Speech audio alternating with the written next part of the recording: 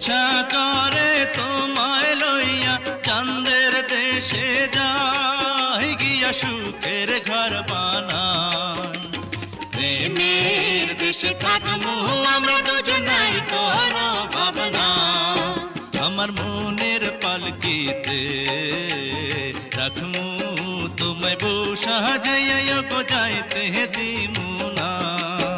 আমার মনের আয়নাতে দিবানিশি দেখমু তোমায় গো মুখ ফিরাইও না।